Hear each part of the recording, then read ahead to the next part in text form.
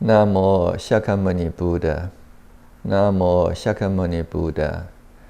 Namo Shakyamuni Buddha. Good morning, everyone.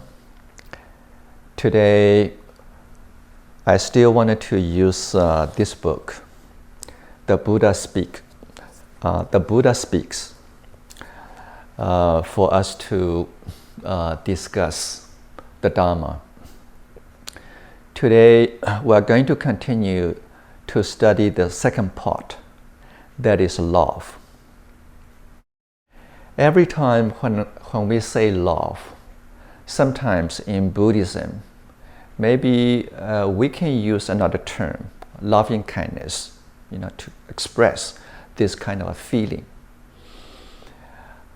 In my understanding, I do feel every time when we say we wanted to cultivation love, cultivation loving kindness, perhaps we need to understand what is the reason that we wanted to cultivate loving kindness. What is the reason for that? I feel every one of us, we all wish we are happy. If I ask you, are you happy? It's difficult to answer. Yeah. Sometimes, we feel happy. Sometimes we may not be feeling happy. But if I ask you, do you want to be a happy person? Definitely that we all want to be happy. We don't want to be unhappy. So, based on this kind of wish, I think if we wanted to find foundations for happiness, I do feel loving kindness is one of the foundations for happiness. If I have loving kindness, there is a kind of condition for me to be happy. Yeah. If I don't, then sometimes maybe I'm going to have a lot of unhappy feelings all the time. Why I say this, loving kindness is one of the foundation for happiness, because simply think in this way. When you wake up, you think about a lot of very negative experiences. I don't like this person. I don't like that person. I hate this, I hate that. If we feel we always full of hatred, anger, and in this kind of emotional reaction, how can you be a happy person? So there's a kind of understanding that yes, love or loving kindness is one of the foundation for happiness. Yeah. Every time when I think about someone, I think about the wonderful experiences with this person. I wanted to love him and I wanted to express my love to him. Then there must be a kind of a positive feeling inside you, make you feel happy. And it's enjoyable feelings inside you. Okay? But at the same time, when we study loving kindness, in Chinese, we use the word 慈, for loving kindness. If we study the meaning of loving kindness, the meaning of 慈, it simply says that sharing happiness, that is loving kindness. Sharing happiness, that is the meaning of loving kindness. That is the meaning of 慈, 慈与乐. I give you, I share my happiness with you. Okay. So when you say I wanted to practice loving kindness, if you are not a happy person, how can you practice loving kindness? You are not a happy person. Okay. You don't enjoy your life. You don't feel happy. How can you share happiness with others? If I don't happy, how can I share happiness with others? So you have to be happy in order to share your love, share your loving kindness. And I feel it's important, okay, to know the meaning of 慈, the meaning of loving kindness. So a lot of times I do share these thoughts with others. Yeah, be a happy person. Because if you're happy, you are able to practice loving kindness. Otherwise, you just think about it. There's no a real way to show your loving kindness. Okay. And also, I feel it's very important for us to keep in mind that as long as I live, I wanted to do my best to be able to to share happiness with people around me. I wanted to show what I can do to others in order to accumulate happiness in the family, in the neighborhood, or at the temple, in any community. I wanted to be in this way, okay, in order to accumulate, the wonderful feelings among people. Sometimes that is the motivation inside me, making me feel I wanted to smile to people. When I see people, I feel I wanted to show my smiling face. I wanted to be kind to others. I wanted to do something for others. Somehow that is a motivation inside me. Okay, I wanted to show my kindness to others, make others feel happy. This will be a motivation in my daily life that will accumulate, a lot of action, a lot of expression in my daily life, and to help me to grow. So this is my personal experience that I wanted to share with you. All right. When we express love, when we wanted to express loving kindness, actually it does require some skills. How can we express our loving kindness to others? Yeah, in a correct way and in a positive way. It requires wisdom, and sometimes, based on experiences, perhaps we're going to learn how to do it. It doesn't mean you have love, then everybody will enjoy to be with you. It's not in a reality. I wanted to be good to you, but sometimes people don't buy this. They don't appreciate that. So there's a kind of a skill we need to learn. Even we love others, how can we, correctly, skillfully to express loving kindness in order to accumulate positive, experiences between people. Many years ago, one day I had an appointment with a father and her daughter.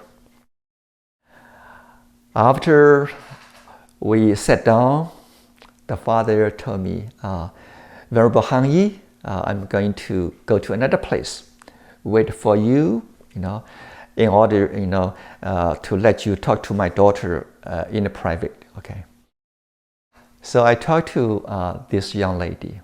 She's in her about 16 years, teenager, age. And I asked her, I said, is there anything that I can do for you today? Yeah. She said, I don't like my mother. I don't like her, the way she treats me. Okay. She always gives me a lot of orders. She told me, I can't do this, I can't do that. When I'm going out, she always asks me where I'm going to, how long I will be, stay out, when to be home. So I feel I don't want to stay with my mother anymore. I wanted to leave the house. Okay. So after I listened to this young girl and understanding that there's a conflict, there's a kind of unhappy experiences between the mother and the daughter. After I listened to her for about 20 minutes, then I say, let's meditate for about 5 minutes. Then let me know if you really hate your mother. If you really hate your mother, okay, let me know. Because I could feel that there's a lot of anger inside you about your mother. Okay. So we meditate and sitting quietly for a few minutes. After, about 5 minutes, then I gently ask her, how do you feel? I feel I cannot say, I hate your mother. I hate my mother. I cannot say this. I do feel my mother loves me. She loves me very much. She tried to take care of me. But the way she treats me, I feel I don't like. I feel it's not the way I can cooperate with her all the time. So after she said this, then I said, probably two of you, you and your mother, need to open your mind to listen to each other, to understand each other more, even to adjust, your attitude, your mother's attitude and your attitude. Okay. Now, probably you are very positive that your mother loves you. You just don't like the way she treats you. Okay. So I said, then it's not a big issue. It's not a big problem because there's still, love between you and your mother. She loves you, you loves her. So after I talked to her, this young lady, then I called her mother on the phone. I said, you need to find a way to communicate with your daughter. She's not a baby anymore. She's a young lady, and who's getting older, grown up. She's 16 years old. So please, find a time to talk to her. Not just always, talk to her when something happened, when you feel you don't like the way she's doing something at home or outside. Find a time, sit down, talk to each other. And don't think you always wanted to control your daughter. You wanted to listen to her, respect her own opinion, understanding what she's thinking. Don't try to control everything, about your daughter. And don't always think I own you. 占有 in Chinese. I own you. You are my daughter. I own you. I'm your mother. So when we have love, at the same time, we have the strong will to control the person we love. We wanted to own the person we love. Perhaps we are going to face difficulties, jeopardies, certain kind of obstacles, in the relationship. Okay, I don't want to talk too much, and perhaps right now let me read, part of the contents from this book. This is from Dhammapada, and there are a paragraph about Buddha's words. Buddha said, "When people speak badly of you, you should respond in this way. Keep a steady heart and don't reply with harsh words. Practice letting go of resentment and accepting that the other's hostility is the spur to your understanding. Be kind. Adopt a generous standpoint. Treat your enemy as a friend. And suffuse all your world with affectionate thoughts, far-reaching and widespread, limitless and free from hate. In this state, you should try to remain." Dhammapada. This is on page 19. So after reading this paragraph, we wanted to develop another kind of a wisdom. How about when we face difficult situation, an unfriendly situation? What should we do? How can we maintain our loving kindness? How can we maintain, very, very steady mental stage? And how can we eradicate our anger? Maybe never let it grow inside us. Even as a monk, fortunately, when I see people, most people, almost, it's not 100%, but 99%, many people are very kind to me, very nice to me. But even in this kind of situation, this kind of condition, sometimes in the group, when I make a certain decision, I do discover many people like this decision. Maybe one person or two people may not agree with me. They have different kind of thinking. They have different opinion. When someone don't agree with me, how can I do? How can I, deal with this kind of a situation? If someone whose attitude is not friendly, kind of harsh, then as a monk, as a Buddhist, I do contemplate in this way. First, I do think I'm not perfect.